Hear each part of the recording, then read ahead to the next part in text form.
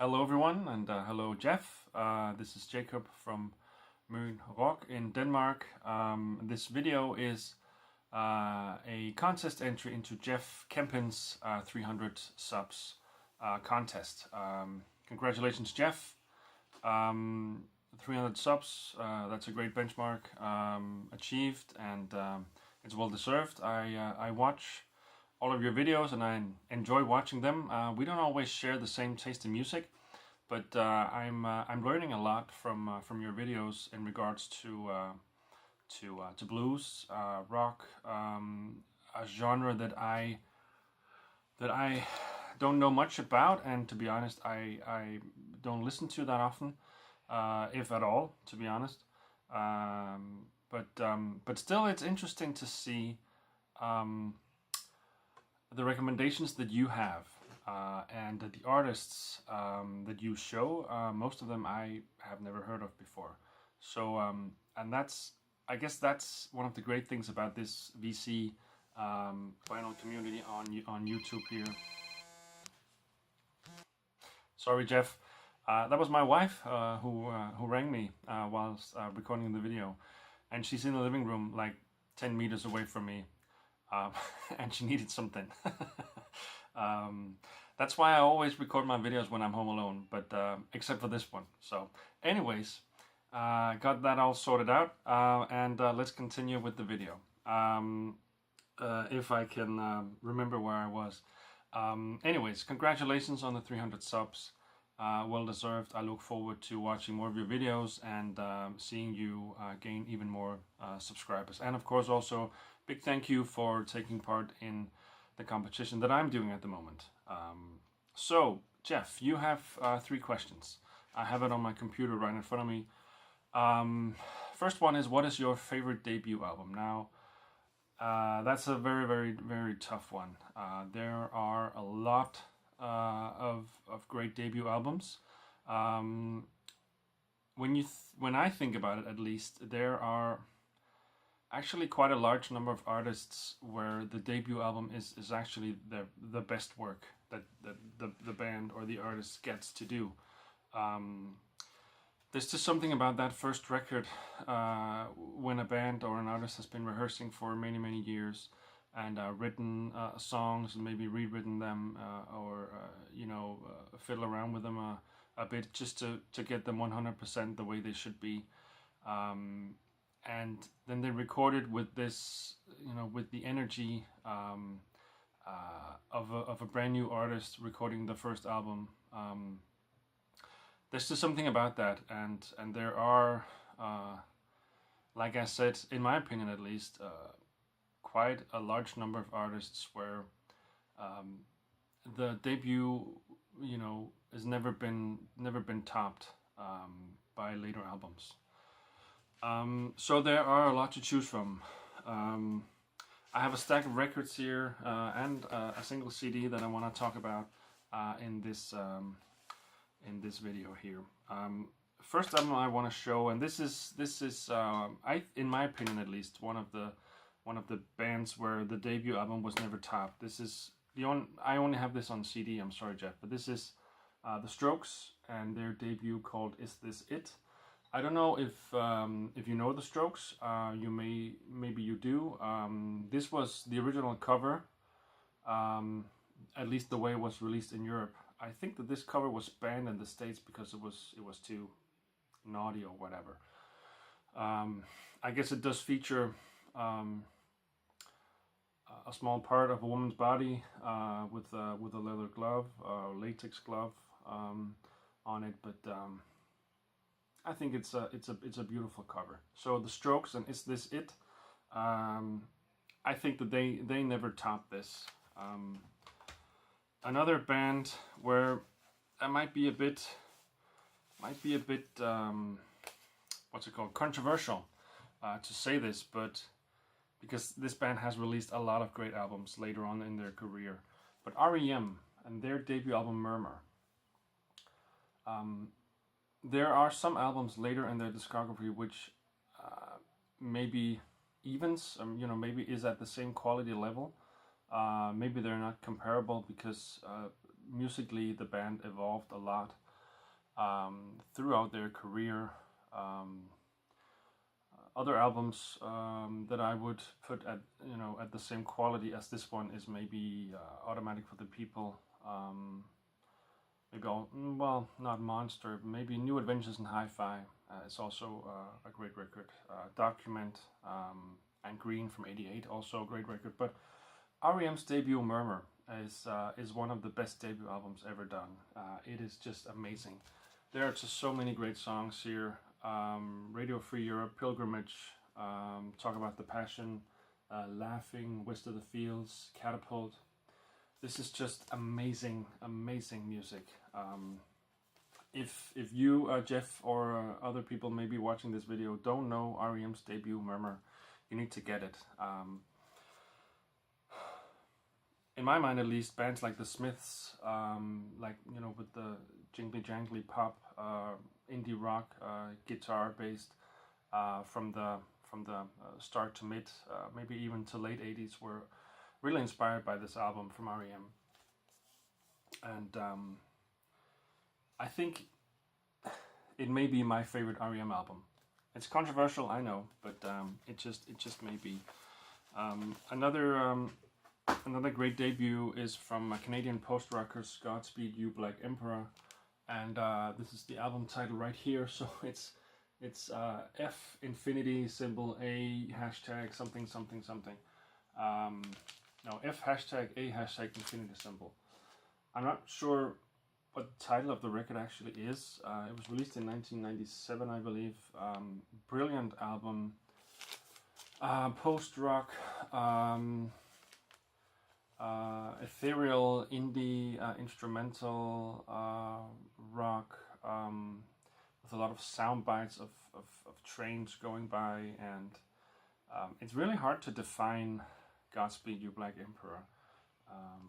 It's not for everyone, but they do have a very dedicated fan base, and I am definitely one of those dedicated fans. I have every album that they've done. I really love this band. Another great debut is the first album by the Ramones. I'm gonna go through the rest of these a little more faster because I'm already running high on time. I can see Ramones' first album, brilliant punk rock. Another great debut album is from American indie band, alternative rock band Mercury Rev. They are mostly known for their later works when they got a bit more poppy, a bit more mainstream. This first one is just a monster of an album, like psych, avant-garde, alternative rock, very quiet, very silent at times, and then other times it's just bombastic, and you really worry about your speakers when you listen to this. Such a brilliant record, Mercury Rev. The album is called Your Self-Esteem. I can't recommend this enough. Another great debut, Jeff Buckley, Grace. The only record that he got, the only album he got to release was he was still alive. Brilliant record. But if I have to decide on one, and I do, my favorite debut album, I think, is by Massive Attack, an album called Blue Lines, released in 1991. Genre is trip hop. Now, what does that genre contain? It's like soul R&B with a reggae influence, with hip hop beats, but maybe not as high tempo as hip hop, and just taken down a notch. So I guess that's where the trip in trip hop comes in. Music is a bit trippy, if you will. British band, one of my all-time favorite bands, Massive Attack. This one has so many great songs. Safe from Harm, Be Thankful for what you've got, Unfinished Sympathy, Daydreaming. Such a brilliant album. So Jeff, if you're feeling adventurous, I would think that you maybe do not know this band, nor this record. If you're feeling a bit adventurous and um, you like a more modern, even though this is from '91, a more modern take on soul with a bit of rap and really, really beautiful music, check this out. Massive Attack, Blue Lines. That's my favorite debut album. Okay, so question number 2 is, which album was the toughest for you to get into your collection? Um, I have to admit that I can't really. I mean, there are a lot of albums that I've been wanting for a long time, and there are a lot of albums that I still have been wanting for a long time and still want to get, don't own yet, at least on vinyl. Um, when you say tough to get, um, it almost sounds like you've really been fighting to get these albums. Um, I can't say I have 3 albums picked out that I want to show you. I can't say that I've really been fighting to get these records. I've been looking for them in the wild, but to be honest, all 3 of them have constantly been on sale on Discogs, and I could have easily bought them on Discogs, but these are all records at a price range of $100 to $120, and paying that much for a record that you don't actually get to see before you pay the money for it, I'm just not. That's just something that I don't want to do. Whilst I have really been wanting these albums for a long time, I just thought, well, I'm gonna get them when I see them, if the price is fair. And I have I had all 3 albums on CD prior to buying these vinyl issues here, but of course you have to get it on vinyl. Jeff, you showed Neil Young's record Glory. I have that one also on vinyl, and I actually bought it many years ago, relatively cheap. A really, really great investment that I think I paid something like, I don't know, $30 for it or something, tops. These 3 ones, like I said, I've paid around $100 to $120 for them, and they're by the same artist. You showed Neil Young. I'm gonna show you some Neil Young records. So the next album that Neil did after Record Glory was Harvest Moon. You said that you had this on a reissue. I'm guessing it's the Black Friday reissue that you purchased. This is an original European pressing from 1992. I got this. I think I swapped some records at a record store. I just got a text message. If you're wondering what that sound was, I'm getting disturbed constantly while making this video. I think I swapped some records for this one, but still got it at a relatively fair price. It's a brilliant album. And moving on from that one is, I think, one of my favorite Neil Young albums, and quite possibly the last really, really, really good album that he did, with songs composed by himself. This is Sleeps with Angels from Neil Young and Crazy Horse, from 1994, I believe, released after Kurt Cobain unfortunately decided to take his own life.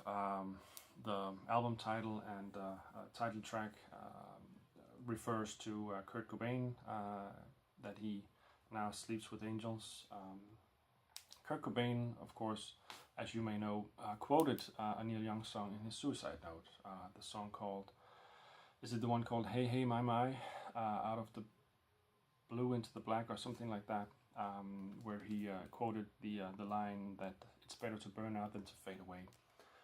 That was really tough on Neil because he was a big Nirvana fan. I think that he had even met Kurt Cobain and was very impressed by what they were doing.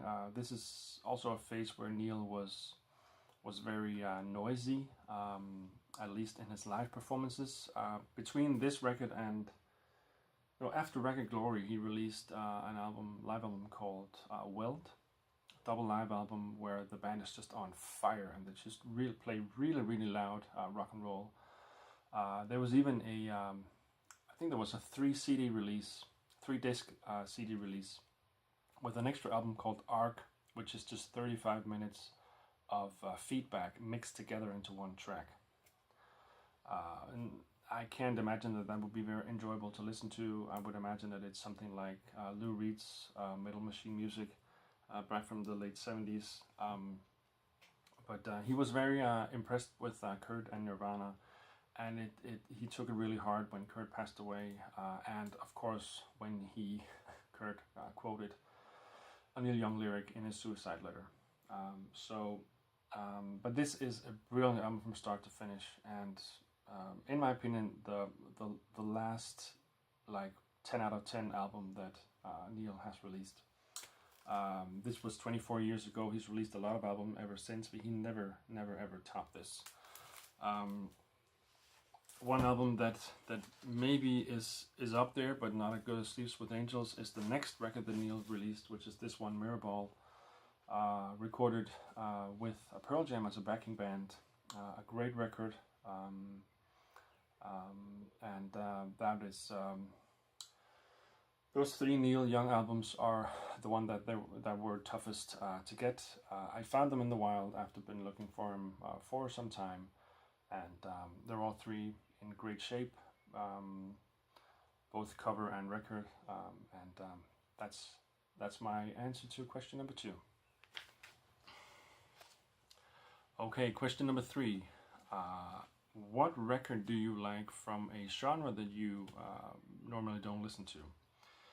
That was really tough, because I listen to almost any type of music.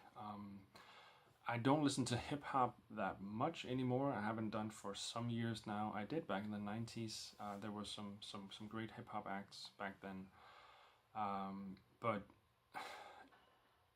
at least in my opinion, the last 15 years, 12 to 15 years, new hip hop has just not been worth listening to. So I didn't want to pick a hip hop record, a genre that I normally don't prefer, but I do have a great album in that genre. Is hang on to your hat, Jeff, is death metal. I have a childhood friend, who lived with his parents close to my parents' house back in the day, back in the 80s and 90s, and we spent a lot of time in his room listening to music, and he very quickly got into metal and then death metal, and I listened to a lot of it back then, and I liked the energy. I liked the fact that it was just so raw and so pure, and yeah, the energy basically. I didn't care much for the singing, and I, to a large part, I still don't today. But one day, whilst I was shopping, I was grave digging, I saw this album from American death metal band called Death, and this is the album called Spiritual Healing, and it was priced very low, and I thought, well, there has to be something wrong with the record. The cover and record are in tip-top shape, like VG++, if not near mint, and it was priced very reasonable, like, I don't know, $12, $13, $14, and this is an original UK first press, and I knew that I had to get it, and I just said to myself, I'm gonna buy it, I'm gonna give it a listen. If I don't like it, I can sell it and make at least twice the amount that I gave for it, if not 3 times. I listened to it and I actually really liked it. I think I own one more death metal album that I bought after this one, basically with the same thought in mind, by a band called Obituary, and the album is Cause of Death. I don't like that as much as this one. I'm still gonna hang on to it though, but this one I really like. So My answer to your question number 3, the genre is death metal.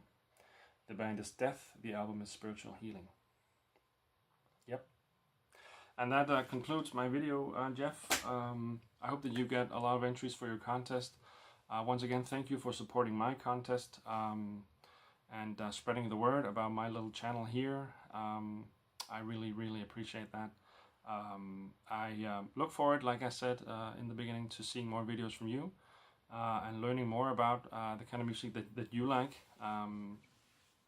That's the great thing about the VC, like I said, and I think that is basically the main objective to being part of a community like this, is that we can